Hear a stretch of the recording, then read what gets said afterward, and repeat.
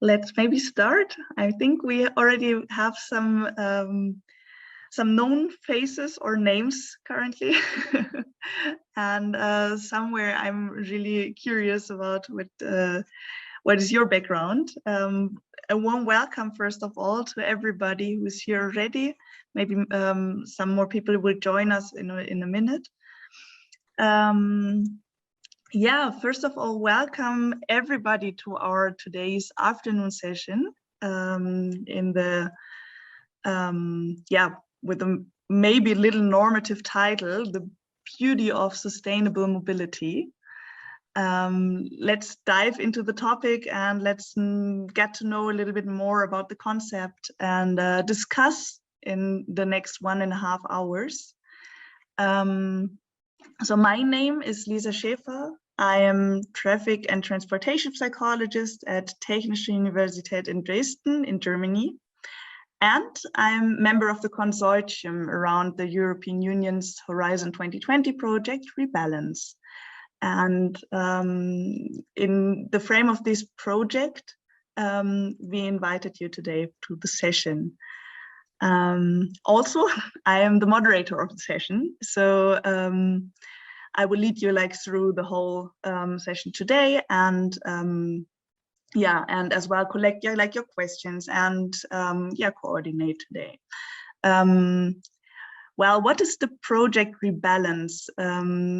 It is an exercise that tries to develop a vision on how an European movement towards transport planning that is becoming more sensitive to human needs beyond productivism and efficiency could look like.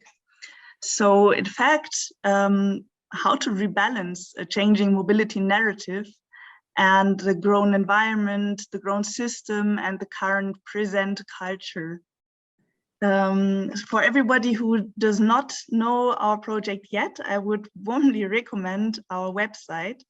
It's rebalancemobility.eu, and there you can find various talks, ideas, and thoughts that we collected and combined as well during the last 1.5 years in the project. So that means we are in a much proceeded state of the project. We collected already many ideas.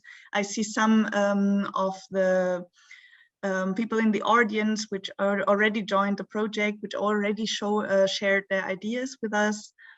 And this is basically the idea of the project, to being able to discuss all the different perspectives and combine them to a future vision of mobility, and giving the European Commission as well an idea of how to be able to implement all these ideas, right?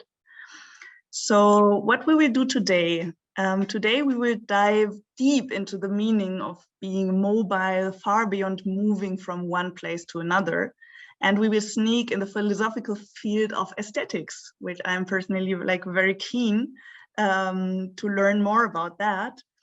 Because for me, as a psychologist, beauty would rather be translated as a set of individual perceptions that are indeed very difficult to approach, especially when it comes to the complex stimuli people that are mobile deal with. So we will have in our session a keynote presentation. We will start with that, and we will have a very interesting expert panel for the following discussion. So please feel free to ask questions. We're going to manage that through the question and answer section here. There's a function in the Zoom implemented where you can write down your questions, and we are going to include them in our discussion. And we would be very happy if you join the discussion and enter the your thoughts and your questions to understand these concepts we are going to talk about, and fill in with your expertise maybe. So let's see if our keynote speaker, who is actually also a professional in storytelling, how he can bring us closer to the beauty of mobility today. He is Doctor in Humanities and in Philosophy, and he's professor of aesthetics at the University of Salerno in Italy.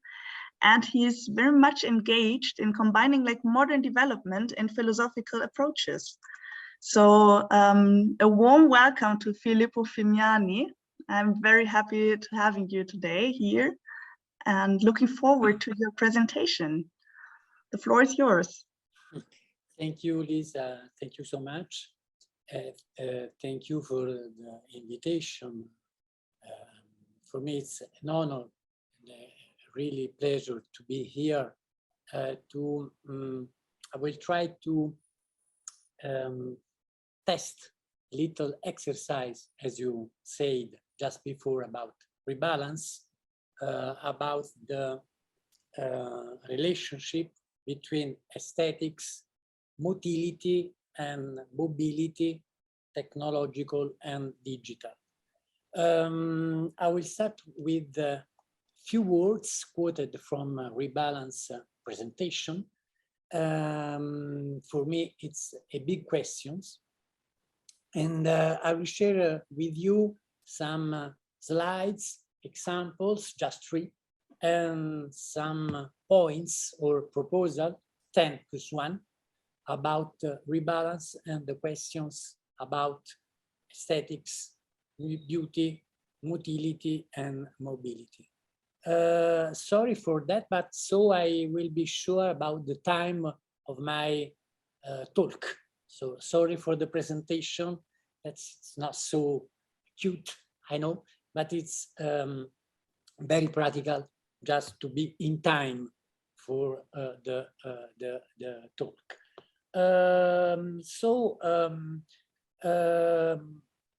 Let's go start with the questions that for me is the start point of my speech here. I'll try to share.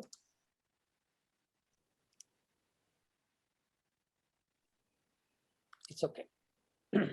Yes. Yeah. It's okay. Perfect. Let's go start with the quotation from Rebalance. How the aesthetics and the quality of experience in mobility may unleash a sense of belonging. What does aesthetics mean here in this quotation?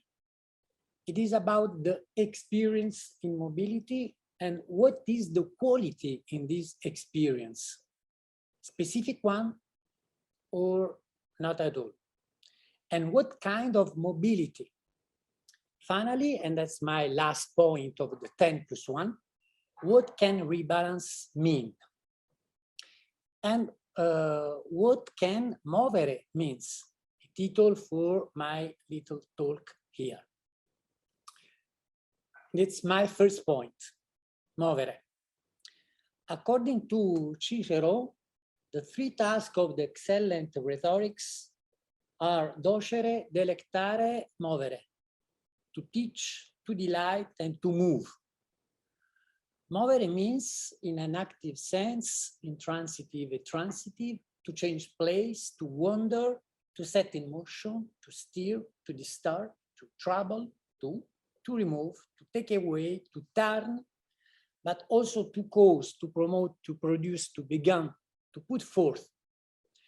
Movere means, finally, to move, to affect, to excite, to inspire, to produce in emotional, affective, intellectual, ethical, and moral sense.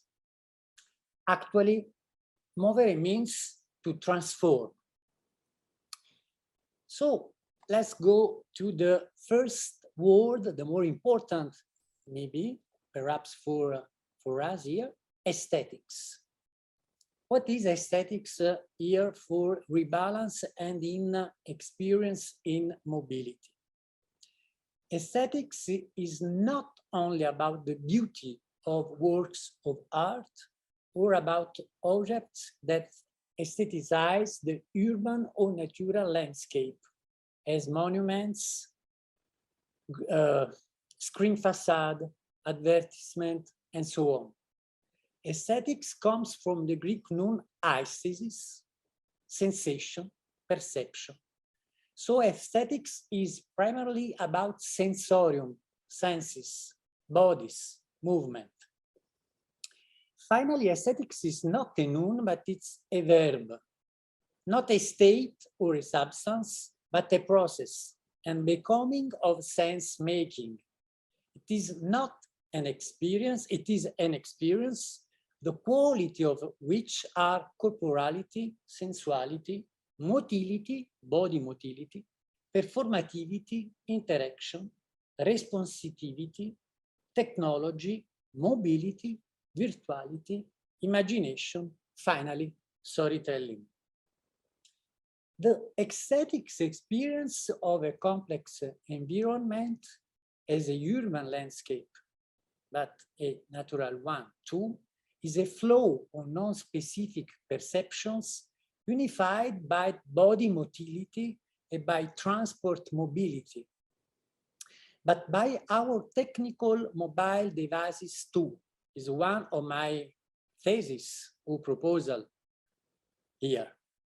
Aesthetic experience is a living, responsive, and narrative entanglement, always kinesthetic, from Greek kinesis plus aesthesis, so sensorium in motion, soma aesthetic, from soma, body, all experience in mobility too is embodied, plus aesthesis, and finally, techno-aesthetic, from techne, ars, which means technicity and technology, plus aesthesis, sensorium, perception, embodied.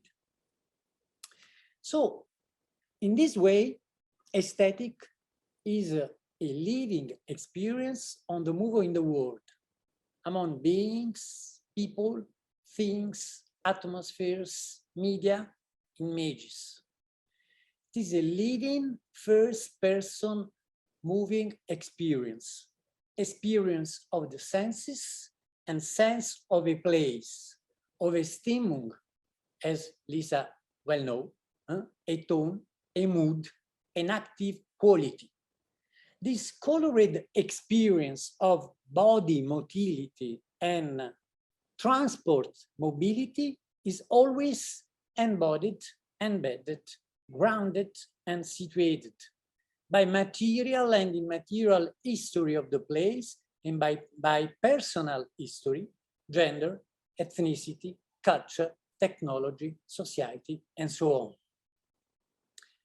Let just show you a little example of atmosphere, Stimmung, of two body moving by a technological or transport mean. Here, a bike. So, in this way, aesthetics is, first of all, maybe a sensus loci, a sense of place, an individual and collective sense of belonging, a restless process between being and longing, a belonging. Mobility is the strict physical displacement because it implies encounters and co-presence, also mediated by means and by media. Mobility is a particular responsive form of cinematic sense-making between people participating to a common public space. First of all, mobility suggests a bodily awareness of being entangled by a dynamic ecosystem, where sensation carries signification, where aesthetic holds ethic, where hybrid imagination connects by technology to images. But aesthetics is a locus communis as well, because a community is aesthetic, ethical, and narrative. Through the senses, we experience an existing common sense, or we create a new one. singular or ordinary, unique or standard, aesthetic common sense making, shared through the senses and through common places and tropism. So, from my point of view, motility, and here I mean always body motility and mobility, and I mean transport mobility, are the two sides of the living experience of this ethical aesthetic disclosing of meaning by conventional and mediated by technology to everyday stories of exclusion and inclusion of bodies and beings, of human and non-human lives. But the questions about mobility and non-human lives, it's a very, very big question that here I can touch.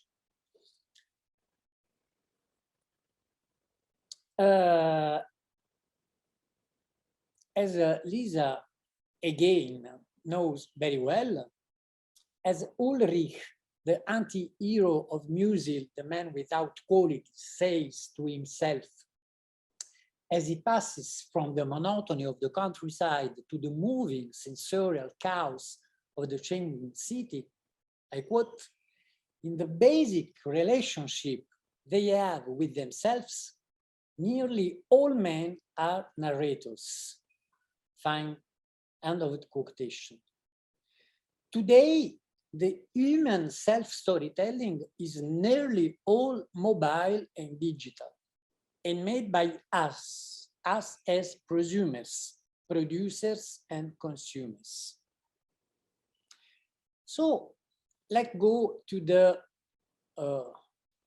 essential point of my talk, digital mobility. Digital mobility is not just increased practical information, docere, or dull pleasure, delectare, maybe consumption. It is a locative shared storytelling and interaction by people in movement, in motion, for work, for fun, for discover, for survive, sorry for the mistake, actually for intensify and communicate the experience of their natural and social surroundings. Digital mobility is linked to movere in the rhetorical meaning. Thanks to geolocated apps and social networks, this new mobility can allow a fresh aesthetic experience shared by community in making through bottom-up creative practices. So let me show you just the first example for a community in making by digital mobility and a technological mobility plus transport mobility. I go through the video.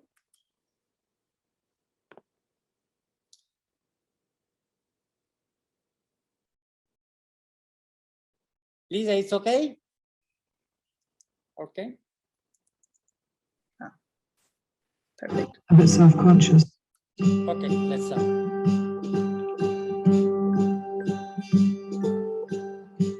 This is one of those moments when you're on your own. You might feel a little odd at first, a bit self-conscious or a bit awkward, but you're all right, and it's okay. Relax and find somewhere that you like. It might be a particular building or a road junction. When you have found somewhere you like, give yourself a name and describe yourself. So I'm standing at Oxford Circus. Okay, I'm not too far from Carton Milky. I'm hiding by an old church on Helmet Row.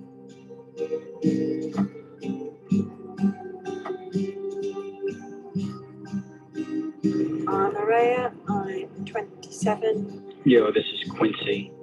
My name today is AJ.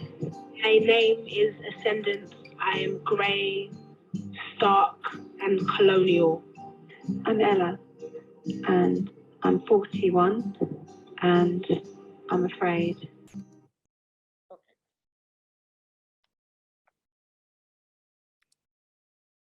I think it's enough just for to understand the proposal and the meaning of this experiment. Find somewhere you like, then give yourself a name and describe yourself. A digital storytelling shared by technology, mobile devices, about the aesthetic experience of a place. Experience may be beautiful, maybe scaring, always embodied, embedded, grounded, and situated by cultural, social, and so on types of connotation. So this first example show us that opposed to static contemplation and tranquil absorption in a work of art display, the mobile aesthetic experience is about a shared beauty of public spaces, linked to a pooled function in real time, which can inform, docere, move, movere, and pleasure, delectare. The ecological and sustainable functionality of mobility affords an aesthetic matter, and here is created also through new digital media. By new storytelling, we can extend our body motility and transport mobility. We can intensify our ordinary knowledge and ethical aesthetic experience, our togetherness sensibility, and finally, the future of the rebalance agency in innovative public mobile policies. How that? By hacking and profaning, as Giorgio Agambo says, the dispositive nets of our smart cities.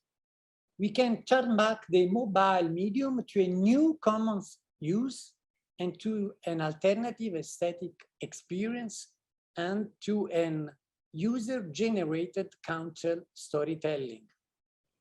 The ER and QR codes, very popular among street artists, we can connect virtual elements to the urban physical spaces, and actually we can change the aesthetic experience of motility and mobility. Here, just two short examples, complementary, very different. In new digital mobility, ER can restore visibility to the removed or move us to a new one. By a virtual reenactment on our portable device, different layers of reality, virtual and actual, past and present, maybe we can say dead and living, are perceivable at the same times. A more inclusive archive of the memory of the city spaces is generated. First example is the case of Suiza, Greyfield in Berlin and Bologna.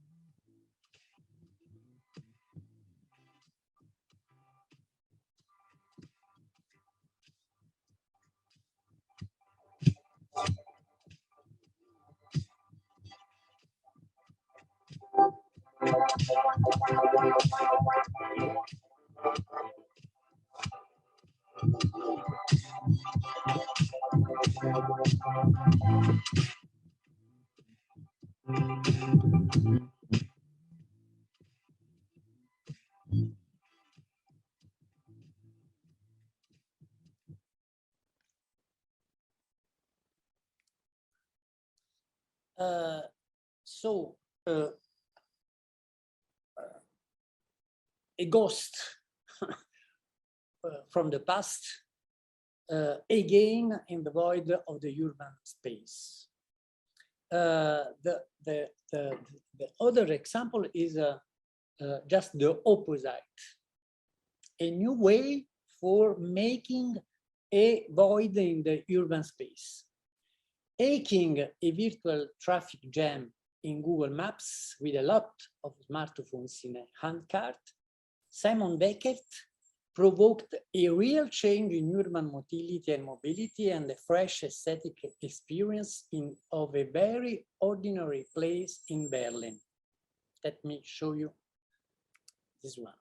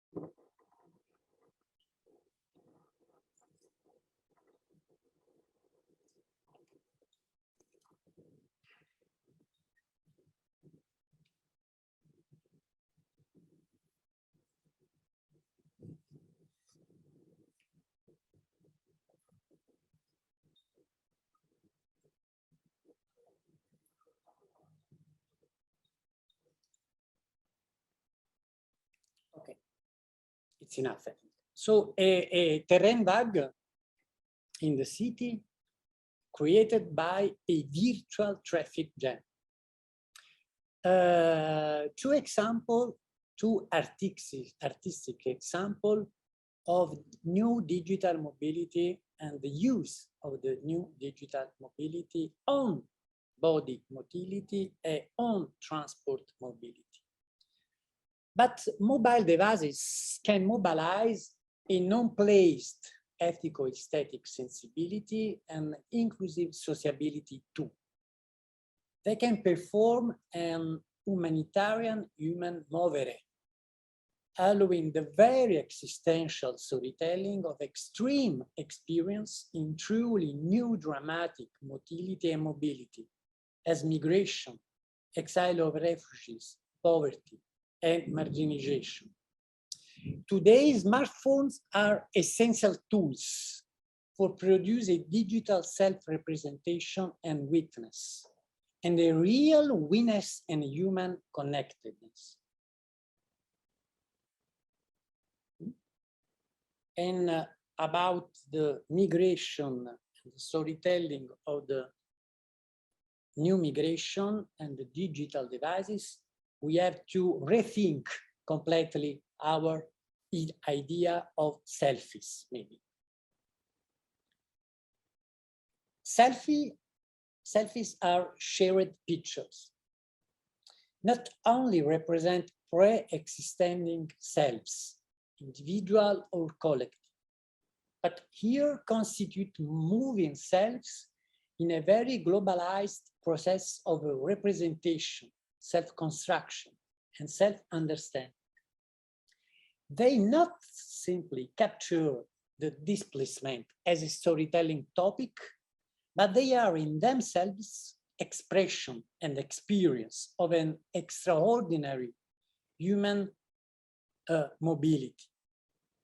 Shared pictures move us to be aware, docere plus movere, of the mobility of the others, minorities, refugees, asylum seekers, migrants in European political and social spaces and mediascapes, let me show you a very effective short BBC video.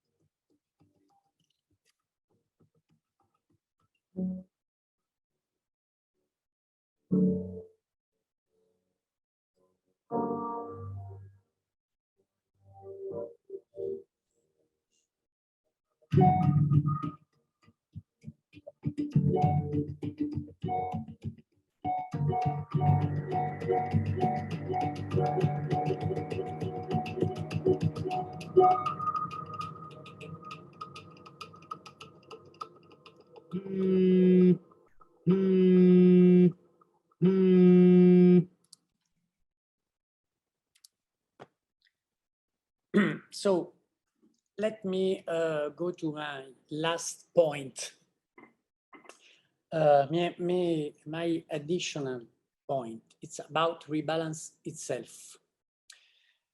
For me, rebalance moves us to a very crucial new balancing of human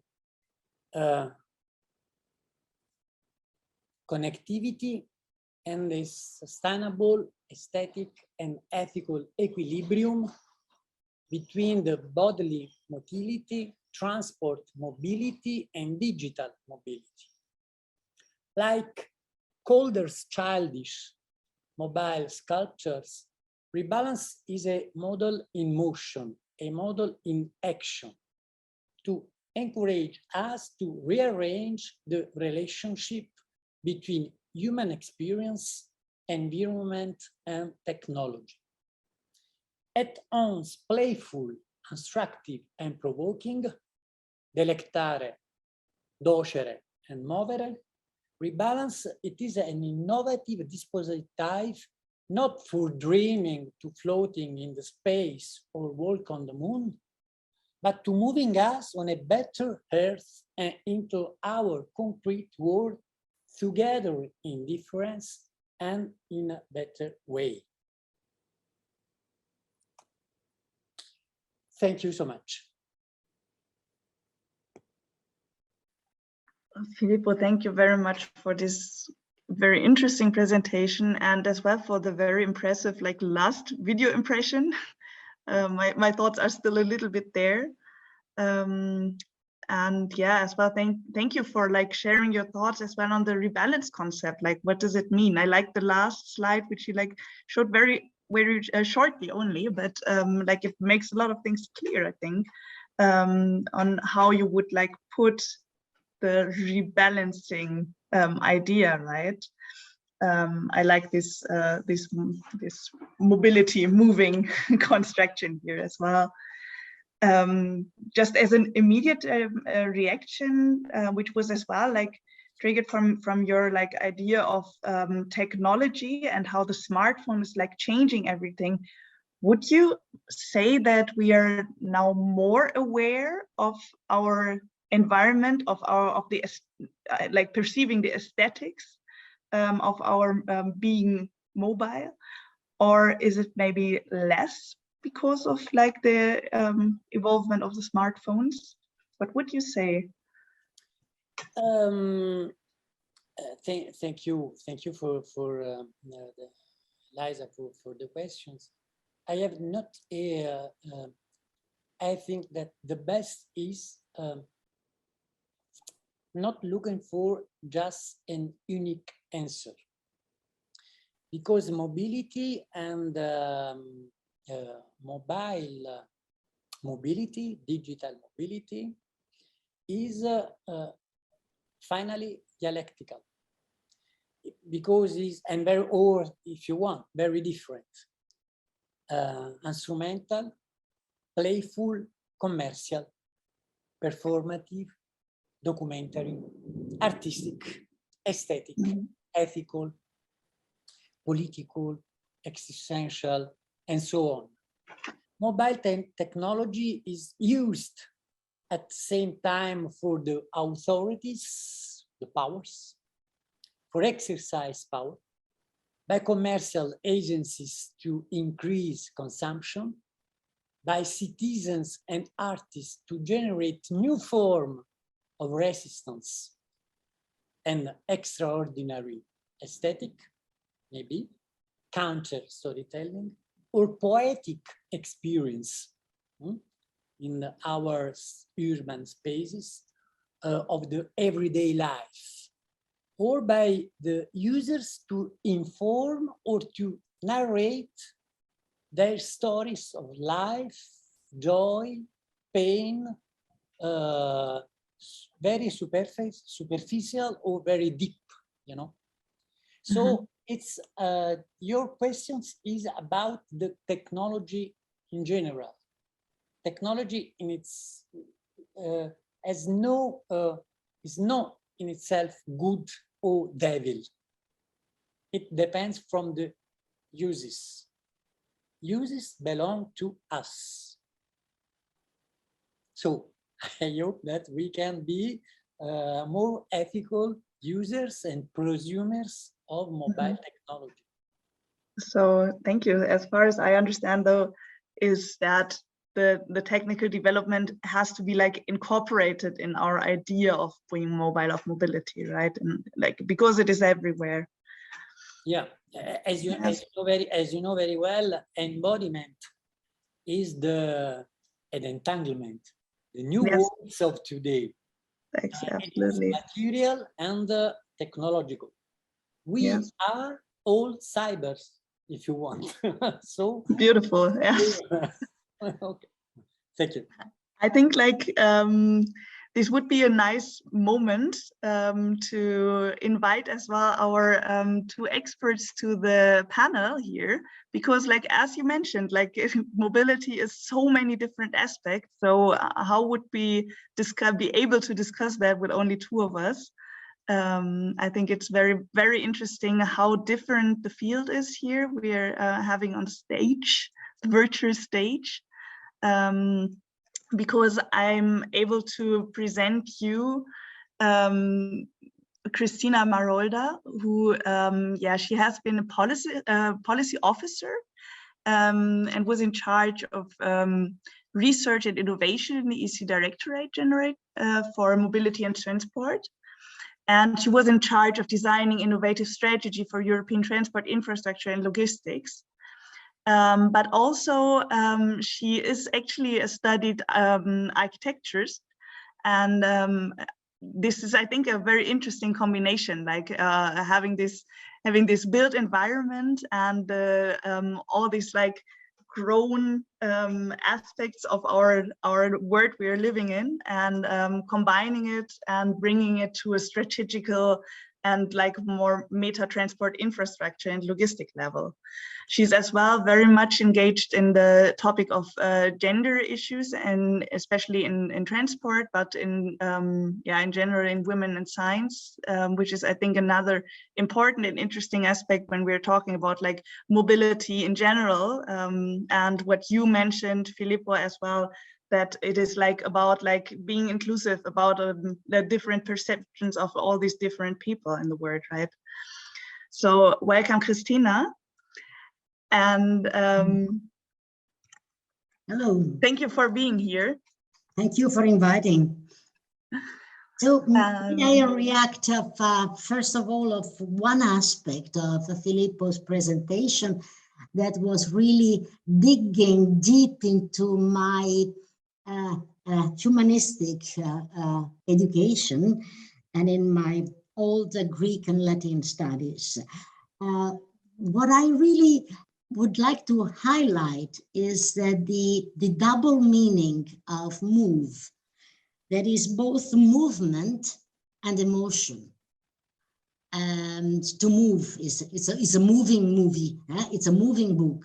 So because it gives you emotions, and still you move from one place to the other. So I think that if we are talking about the aesthetics, and please correct me if I understood it wrongly, Filippo, I think it's really your perception of your motility and mobility. And through this perception, you can maybe also reorganize, also with the help of technology, your spatial and social connections.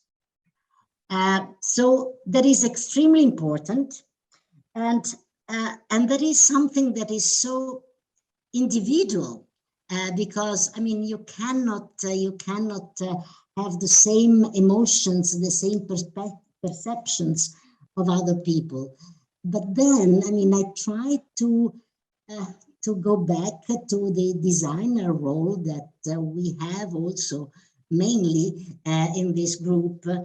And I see, is it possible that the design of mobility, means, tools, technologies can bias, can influence the behaviors towards more sustainable social ones?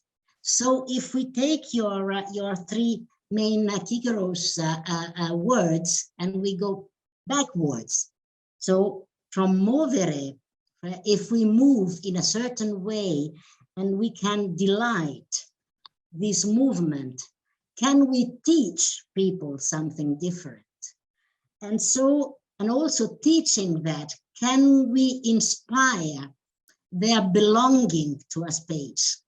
And so that is a very difficult role, though, for a designer, because you have really to match individual feelings with some general rules. How do you react to this position? I mean, to this, it's not really a question, it's a major question that I pose. It's not a question to you, but it's really a doubt of what should the designer do.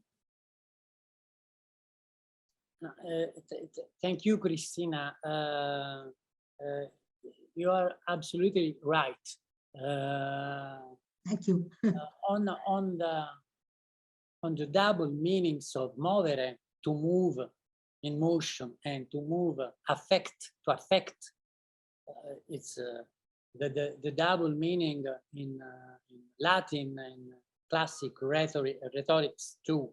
You are absolutely right on the situated perspective and experience too.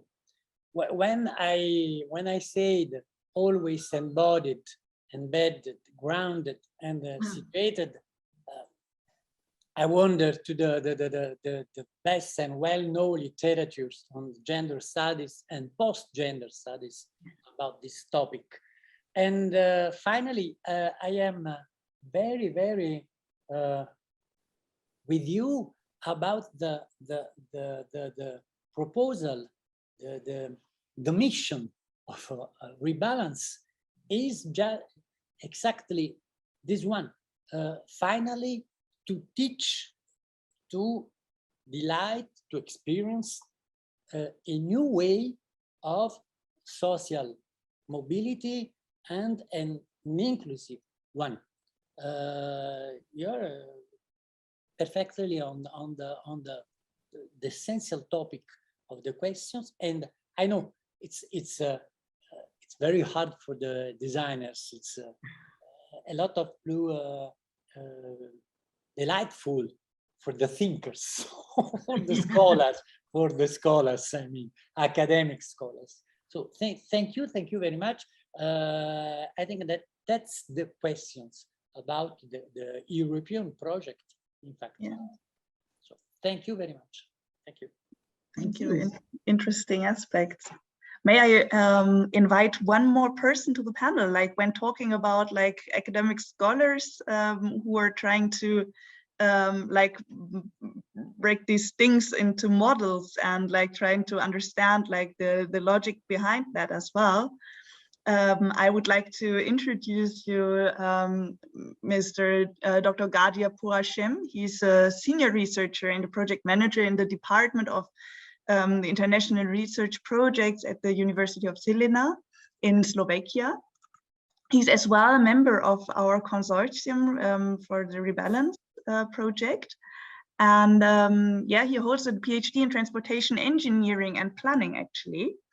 So he can like, yeah, enrich the discussion as well with this side of planning and engineering thoughts, but also, which is very interesting, and like he always likes, like turns out as the expert in like topics like value of travel time, like how we perceive travel time, how we use it, and yeah, has a lot of like publications about these topics. So he's very much like interested in this hedonic aspects of mobility as well. And I think he's like a perfect completion for our panel here. So welcome, Gadia. Nice to have you here. Thank you very much, Lisa. And thank you very much, Filippo, for a very nice presentation.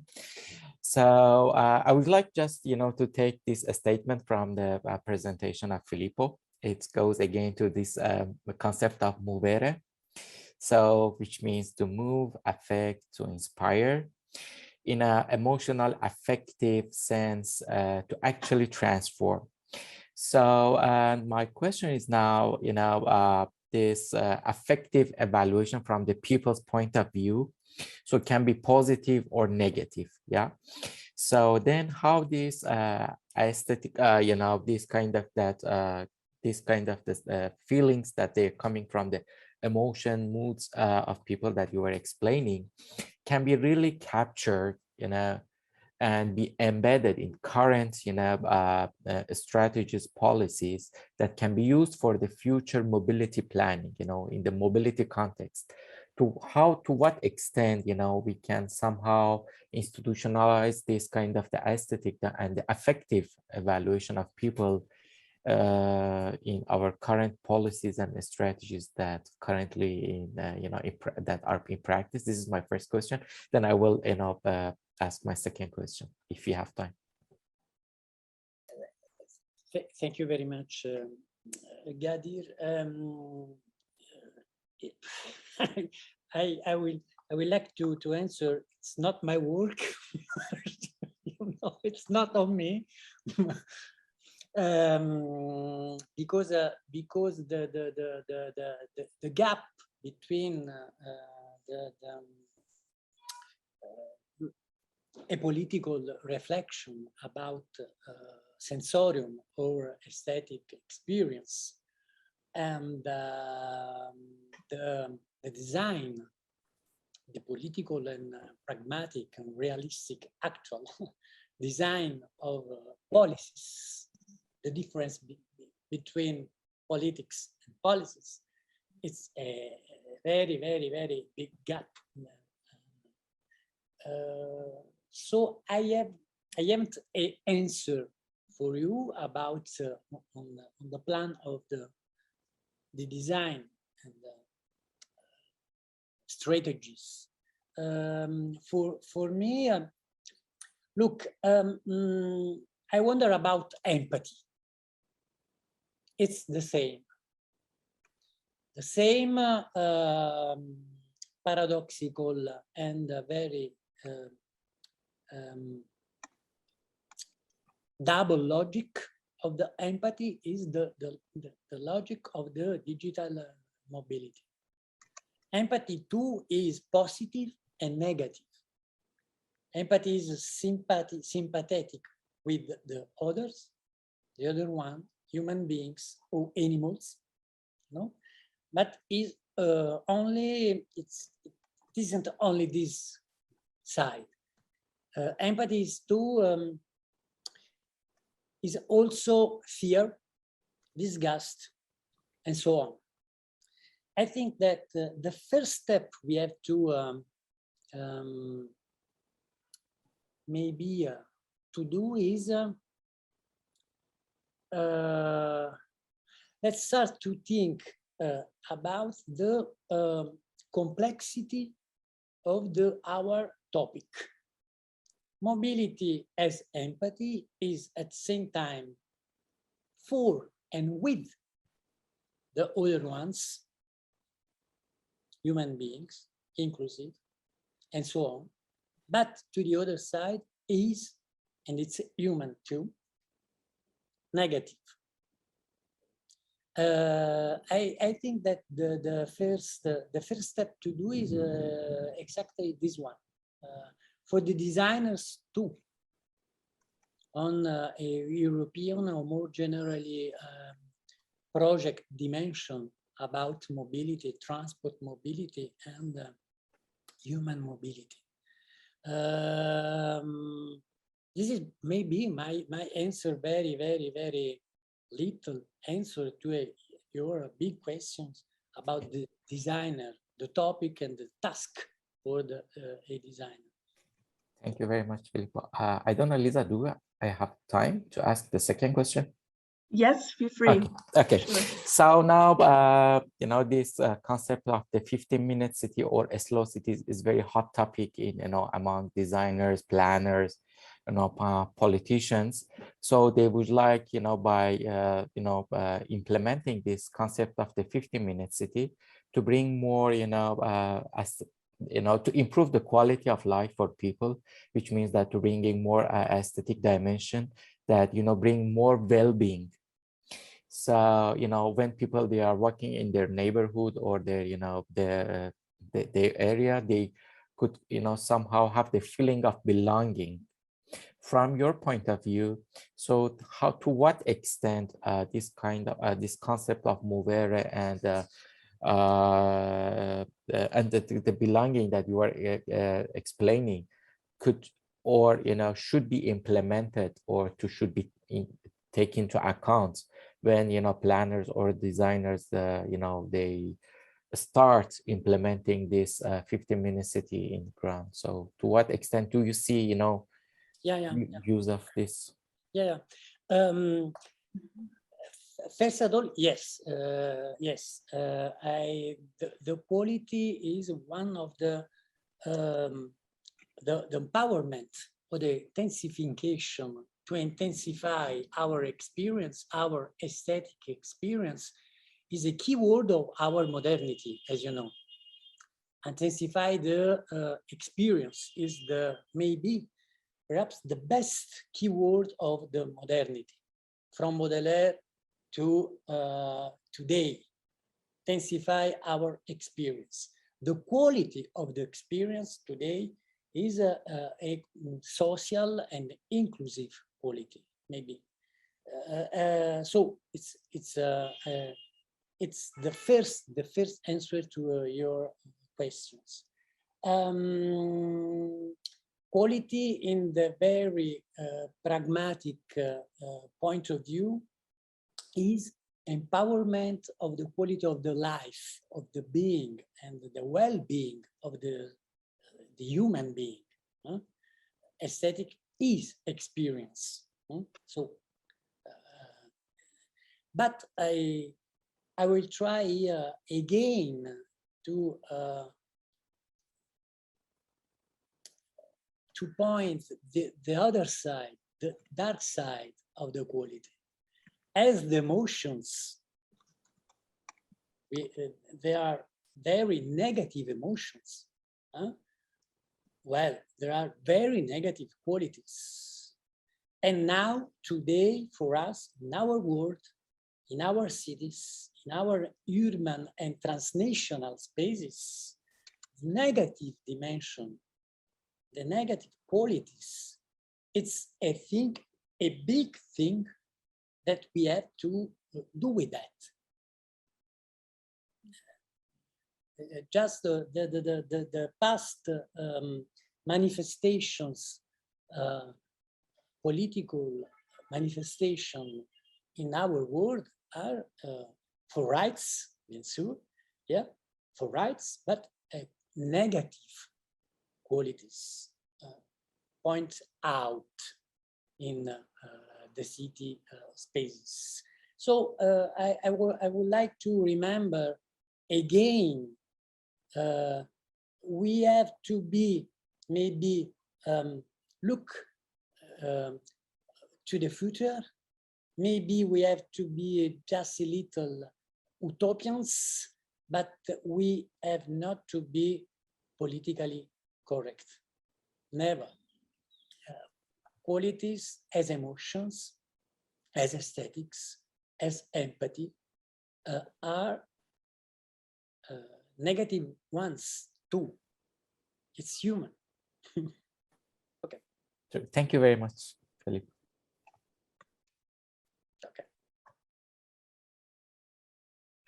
Yeah, thank you very much. This is yeah, a huge field, and I see that as well from the philosophical point of view. Like, it's not so easy to give like concrete answers to how to solve or how to change, right? So this is actually the body of our whole project, right? That it is that we try to like get the field closer and smaller and more narrow to find a way to establish a new narrative, right? I like very much, Filippo, like your idea of like being a storyteller. Like, everyone is telling their own stories. It's a self-storytelling, yeah, a society where we live in. Like, we are mobile and we can share what we do, where we are. But would you say that there is now like a narrative change in mobility, like when we are being able to share our experiences? Like, is it something inherently like changing? Is it like what a game changer would be when we are able to share our experience like live and right on the way? Yeah, thank you. Yeah, I think so. But the means for the storytellings are new. Yeah. That's all. We have new means by for writing, for talking, for shape our experience. In the past, before digital revolution, before a smartphone, it's totally different. It's the sense of my quotation from New Zealand. Mm-hmm. Just a little bit ironic, maybe. It's the sense of the quotation. Now, our storytelling is mobile and digital. So it's a fact, you know. But wasn't the main character in Muvi's book about like searching for like sense making in life, like getting lost in the current stages and like searching for a way to go out of that? Is it what we're doing here currently when we're searching for the beauty of sustainable mobility, when we're searching for sustainable mobility and so on? Is it like we're trying to find a beauty, to find a sense in that? Well, life is sense making. A human being is always in search of the sense making with the others, never just himself or herself. Sense making is a collective and shared sense making. Now, this sense making that's essential. It's the life. It's our life, historical life, is digital, and by technology, mobile devices too. That's the only difference. But here again, Musil is a photographer about the crisis, the crisis of the modernity. Now, it's not exactly the same thing. So we have to be to get out from the nihilism or from the pessimism or from the crisis of the modernity and look to the future. But this gaze to the future may be we have to shape our vision of the future with the digital technologies. No, no, without, it's impossible. Mm-hmm. Christina, would you say that there's maybe like through this ability of sharing experiences, does it have an inclusive effect? Yes, yes. I was thinking about this storytelling. In fact, it's quite intriguing that this moving and mobility is also storytelling. I had another reflection I made that for me, storytelling implies somehow seamless. So is storytelling linked to seamless mobility, and how even in the last movie that you showed, the last video, you have impediment, you have obstacles that stop your movement. So, but that is still storytelling. So, how do you see these two things together? How do you feel? And of course, there is part of inclusivity, but inclusivity means also that you have to share the same language and the same tools.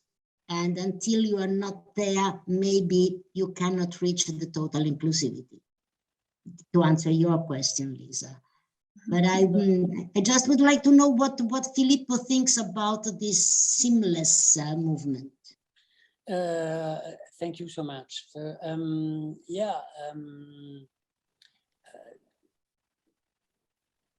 Well, now we have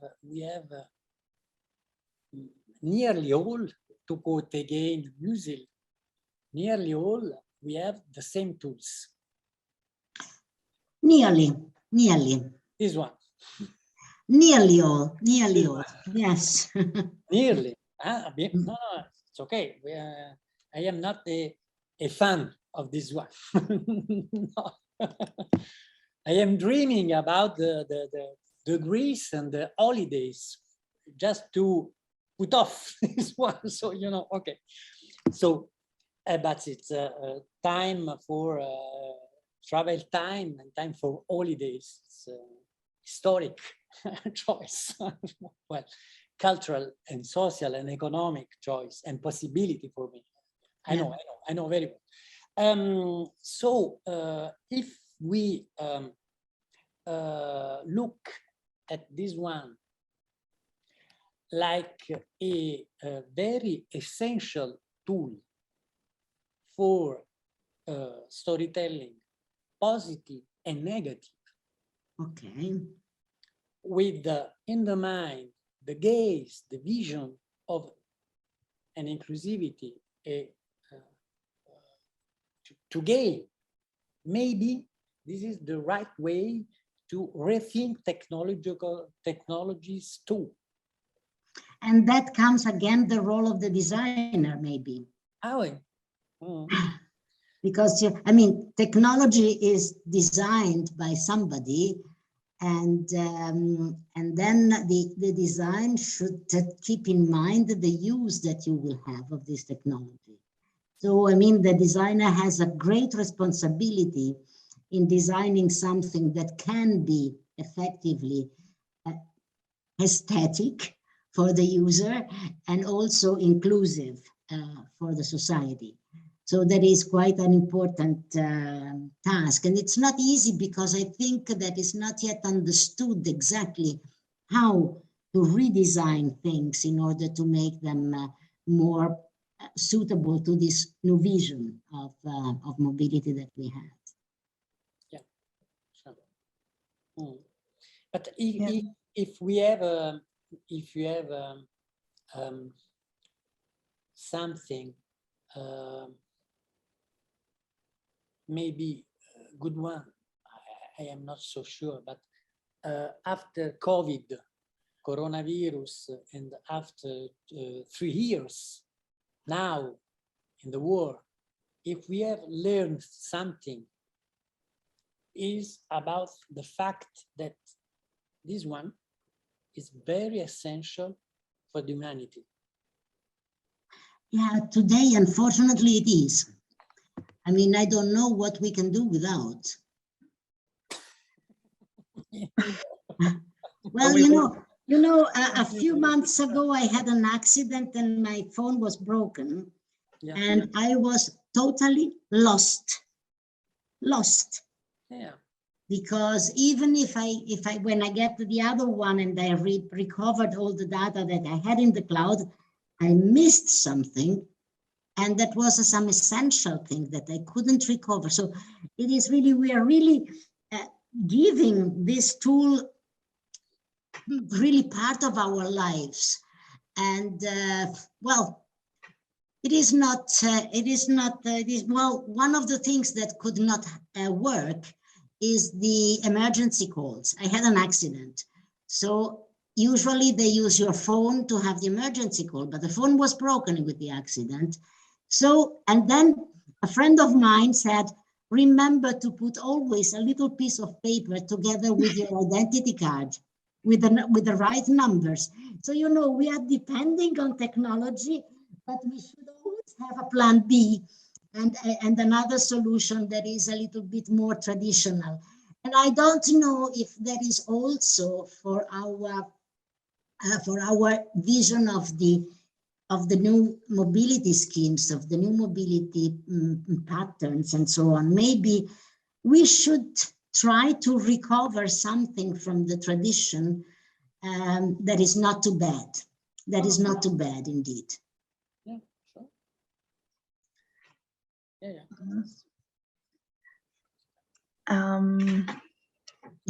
I would like to have a small little exercise with you because when we were reading your prepared slides, Filippo, we came up with like many ideas, and you have had citations of books, and you are very much interested in this literature topics. So there were a lot of like aspects like from well-known books out there that like tackle some of the questions you raised during your presentation. So if you like to be in, like I would like to like give you some of these citations, some of these quotes, and maybe we can like a little bit like share thoughts. I would like to include there as well, like Christina and Gadir, and yeah, maybe talk a little bit about about these topics and how, like, in the literature it was tackled. I mean, this is always a reflection on culture, but it is always a very special one, right? So please let me share. Yes.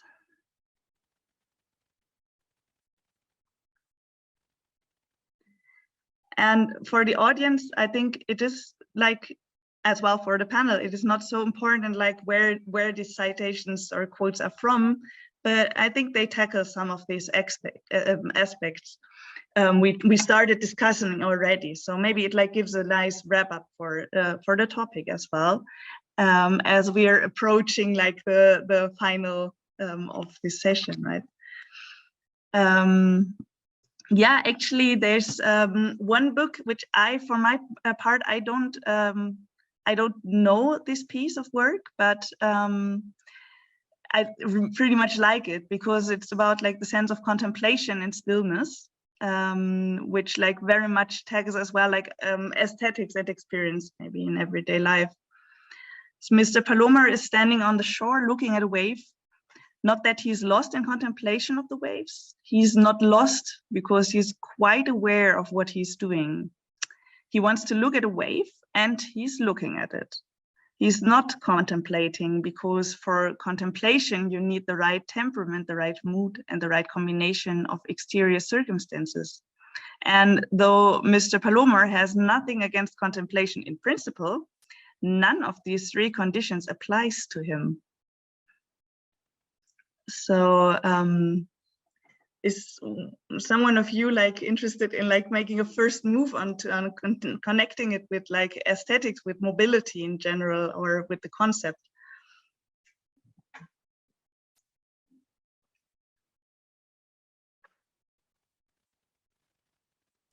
What we have to do to react to the quotation? Yes, I would be very interested in your reaction. What do you think about it, like, and like with having like this first discussion parts in mind, and yeah, what would you say if we? Well, as all Italians, I love Calvino. So you know, it's a genius and a very important writer of literature, just in the world, not only in Italian literature, I think. This is a mise en scène, you know, it's a theatralization. It's a topos. A man standing on the shore looking at a wave is a topos in the history of the literature. It's not just Calvino.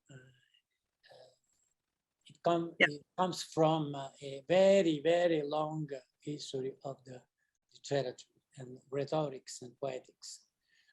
Here there are, I think, 2 points. First is the contemplation. The idea of the contemplation here refused by Palomar, not in itself, but by Palomar for the real and actual situation of his gaze. This contemplation is exactly the contemplation that I evocate in my talk. Contemplation as absorption in natural landscape or in a work of art or in the beauty, natural beauty or in the artistic beauty. So when we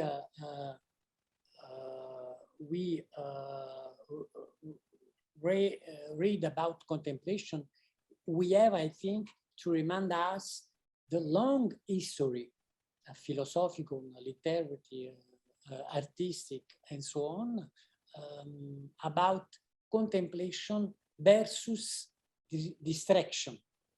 Our experience in urban landscape first of all, is distraction, not contemplation. From Benjamin to today, distraction. And distraction is use, is function, not beauty. Okay. So first of all, here, not contemplation, aesthetic contemplation of natural landscape, but another one, another type of attitude of gaze. But the point more important for me is that here Palomar is, as Calvino writes, is quite aware of what he's doing. The intellectual dimension of the contemplation of the aesthetic experience is essential. And in my talk, I emphasize this dimension of awareness of aesthetic experience. We know what we are doing. When we take this one, we know what we are doing. Yes. A lot of knowledge, a lot of skills are convocated by these mobile devices, you know? So yes, I would like to refer to. Sorry, a good question is, what about the Palomar standing on the shore with the smartphone in the hand? Smartphone in the hand. This is exactly what I wanted to ask to Gadir. Maybe you have some thoughts about that. I know that you're much interested in this combination of technology and and travel and perceived traveling, right? Actually, it brought me some examples. And now, for instance, do you need to to travel somewhere? I mean, for socializing or with your friends, for going to restaurant. If you have a mobile phone, so if you are not in a good mood, perhaps you will order, through your mobile phone, and they will deliver the food to you. But because I was thinking about this contemplation and the stillness, you can go out and you can walk, or you can, take your bike to the next restaurant, to your place, and you can, have this kind of the good feeling of being, with others, that change your mood, and you can, enjoy the environment and, having this kind of the well-being. But on the other hand, you can, use your mobile phone. You can, order your food, and they will deliver, and there won't be any, mobility need or this kind of the stuff, And it's just an example that came to my mind, of that can somehow reflect this, quote from Italo in the mobility context, and Yes, yeah, I'm wondering as well, like if using the mobile phone, I mean, as in the psychology, we're often calling it like maybe distraction, or tackling as a distraction, and maybe therefore a problem in mobility safety, for instance. But at the same time, like what you both raised, like the smartphone can as well be like as an inherent like meaning for being mobile, for you're using the smartphone because you want to use it, because you decide to use it, right? And not because it is like just interfering in your actual activity you're performing at the moment, right? Depends very much what you use your smartphone for. Yeah. Because if you use your smartphone to picture the wave and then have your time at home to contemplate it, it reminds me very much of the typical Japanese tourist that was just taking pictures without stopping a moment in front of a monument. So and I'm afraid that we are using a lot of this kind of fixing moments without reflecting on them, maybe to share them. And that is something that maybe, Filippo, we should reflect again. What does it mean, sharing? Sharing is really the willingness to communicate, or is just to have it done. I mean, if I see how the images are shared on social media, sometimes I really think, why are these people putting these pictures there? Why do they think they should interest me? You know, so, and indeed, as you said before, and I cannot agree more, is that technology is nothing in itself. Technology is the use we make of it. So it can change a lot, also the perception. Yeah. Yes. Yeah. I liked a lot the different perspectives like we could have like on the smartphone use, right? So thank you for the picture as well of like the image of the wave. Really nice. Maybe we have time for another quotation, which is coming from the sense of movement and change. It says, it's about like Captain Nemo by Jules Verne, and it says like Captain Nemo's emblem reproduced on the flag he raised when claiming the South Pole is a large golden N on a black field. The motto of the Nautilus was Mobilis in mobili, a Latin phrase which Aeronix translates as moving within a moving element. It has also been rendered as moving within motion and changing with change. And I think like this quote like very nicely like, yeah, brings us to a very like abstract way of thinking about like mobility, about change, about where are we in for now, and how can we like, yeah, tackle the change when we are in it. What are we doing when we are mobile, and we are actually mobile as a society as well, right? And how can we like use that to change? What are your thoughts about that when you read that quote about movement and change?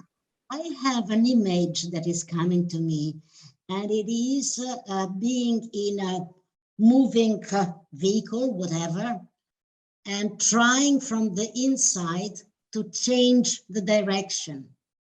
And it is almost an impossible mission. So, if you don't have a steering wheel, right? You have to have two steering wheels or whatever. Or if you move inside these moving vehicles, it's a fake movement because you go with the vehicle in any case. So there is a tricky sentence. I mean, I never thought in this way, but I think it's quite tricky. Yeah, thanks to our colleague, we now have to think about that one. Maybe we can fix in the mind the difference between motility, that's motion of a body or a being, and mobility. Yeah. Mobility is not just a potentiality of the motility, but is a motility by means, by technological means. And I think about a bike, car, bus, or a digital device. Maybe we can have in mind a difference of meaning and a difference between two words, very different, I think. Motility is embodied by a body. Mobility is embodied too by a means, a construct, built means, you know, car, bike, train, ship, and so on. Maybe, I don't know. Actually, it reminds me, you know, this kind of the trends for a while that we have. It means that, you know, for a while, people, you know, are interested in some kind of, you know, transport mode. And, you know, because being in that environment, you must be some, receive some kind, to be encouraged to change your behavior or attitude and mindset towards that. I will just give you an example of these scooters or micromobility. You know, at the beginning, you know, most of the people, they were interested, you know, they were moving with this motion or with this kind of trend. And then they were somehow changing their lifestyle or, I mean, mobility style. You know, instead of walking or using bike, they were using this kind of the micromobility services in our cities. But after a while, some of them, they changed their lifestyle and their behavior, but some of them, they, you know, after some kind of experience that they gained, you know, with this kind of the devices, they, you know, try to again to change the you know, that kind of the I would say the previous or, you know, their past behavior, you know, using again bike or walking. You know, sometimes, you know, you are in a kind of the situation, you must, you know, accompany that motion or movement, and you might get also some kind of change in your attitude and even your, you know, real behavior. But you know, it's kind of, you know, trade-off at the end. It depends that to what extent that person, you know, will learn from this kind of the experience and moving with this kind of I would say flow or, you know, motion that we have. So I guess, it would be also very nice, you know, if we can use this moving with motions for some, you know, I would say, you know, behavioral change of people, you know, changing the mindset towards some kind of, you know, things that would be at the end good for the public. For instance, using more, you know, switching from more motorized vehicles to, you know, non-motorized, you know, that can benefit, you know, the society and also the people, that it would be good for public health. You know, it will reduce the carbon emission, you know, and all these kind of the aspects that might be as the consequences of moving with motion. And so I would say that it has, again, two sides, positive and negative. So it looks that from which angle we look at it. Yeah, thank you very much, Daddy. It's a very methodological important point, because for me, it means that a very good one, psychology, cultural psychology too, is linked to a very good phenomenology, because the experience of a place or a transport mean is never the same. Just you said a train, it's very, very different from a bicycle, you know. So the body experience, the transport experience, it's very, very different. And we have, I think, not just in scholar papers, we have to rethink very, very careful about the difference of singular experience. It's a very important point. And to go back to Christina about the Japanese attitude. You are right. It's not so politically correct, your mark about the Japanese. I know. You know, just for smiling about this point. There are a lot of artists that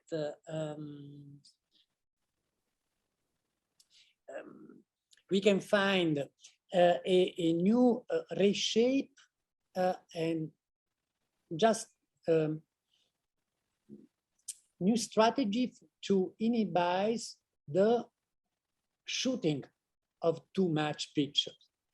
There are a lot of artists who created a mobile dispositive, a mobile device that with the geolocalization are informed by the fact that here in this place to the sunset in Rome, front of the Colosseum, there are a quantity of pictures shared in the net too much. So there is some artists who created a mobile device shaped to inhibit the shooting. Wow. Just for fun, but is a point of reflection about the big question of the ecology of the picture now, today. Yeah, it stops to have too many pictures, but it supports and fosters the idea of sharing. So there are already so many. Why do you have to take your own? Share the others. Yeah, maybe. But Nice twist. Yeah. We come always back to your points, Filippo. I mean, we are bound to follow you in whatever we think. We will have to refer to you from now on, always. No. Yeah, it's a pretty a universal perspective, right? Yeah. Yes. Yes. Not singular at all, you know. You are just one between a million, billions of people, a tourist people. And now in the touristic studies, the point, the questions about the mobile is essential. Yeah. Yes, especially in the aftermath of COVID-19, right? Yeah. We see how more and more people again start traveling, and how now where they're lacking a lot of stuff because of the crisis before, we have big problems, right? And everyone strives to move again. Yeah. So, Yeah. yes. May I share one last quote with you, which maybe wraps up the whole beauty of sustainable mobility, which wait, I have to because it concerns the sense of beauty as an ideal, and it comes from the memoir of Hadrian. And it says, "My ideal was contained within the word beauty, so difficult to define despite all the evidence of our senses. I felt responsible for sustaining and increasing the beauty of the world. I wanted the cities to be splendid, spacious and airy, their streets sprayed with clean water, their inhabitants all human beings whose bodies were neither degraded by marks of misery and servitude, nor bloated by vulgar riches." Yeah. So what is beauty for you? That's the point. Beauty point. and mobility for you. Is beauty or is aesthetics always beautiful for everyone? Nope. Lisa, for me, it's the you know, in my formation, I am French formation. I dream in French, so you know. For me, this is the only beauty, human beauty, built beauty, historic beauty, shared beauty, the beauty of the human between other beings, human beings, and not the vulgar riches. You know? So for me, this is the beauty. But it's not artistic beauty. It's human beauty. And built one, not natural, you know.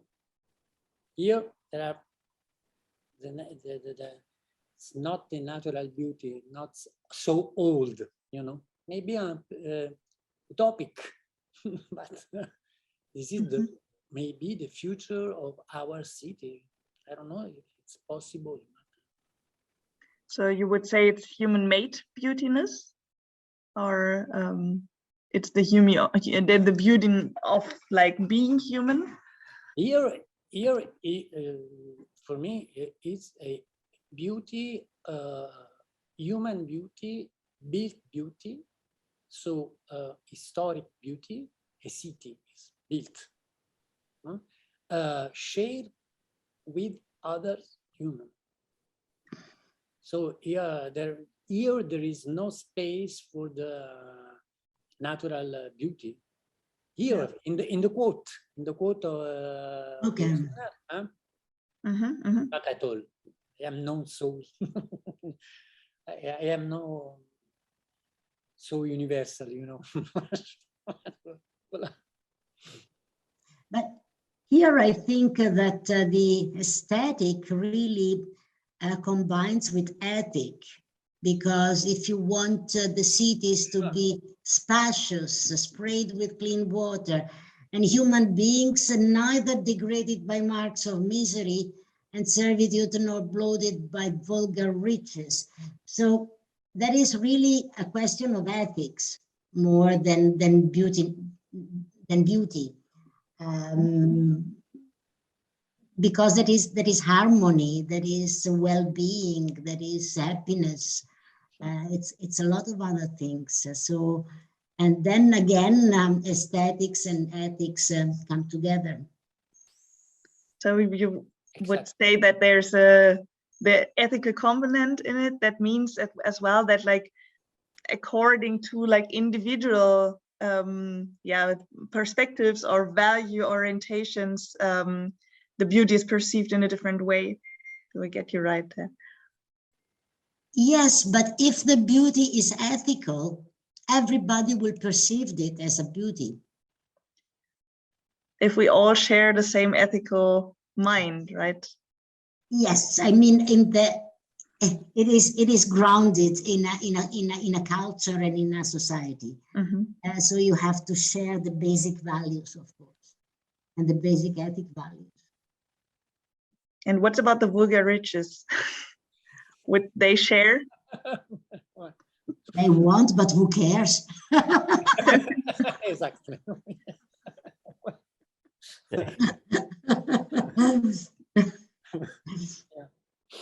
Yeah. So yeah, I think this is a beautiful ending, maybe. I like to keep it as a last sentence, actually, because I think it makes a very interesting aspect of like the whole mobility discussion, and the whole, like, what is sustainability and so on. Like, when we're talking about that, we have to talk about inclusiveness, we have to talk about like different perspectives. But if we try to achieve a culture change, or as well like a narrative change towards like being in a natural beauty and understanding like the nature as well as beauty, and creating a beauty which is like ethical, maybe, we actually, you are right what you said there, and who cares about the rich? They are as important as all the other groups are, right? And they are not only the vulgar riches, the vulgar riches, yes. Not the exactly.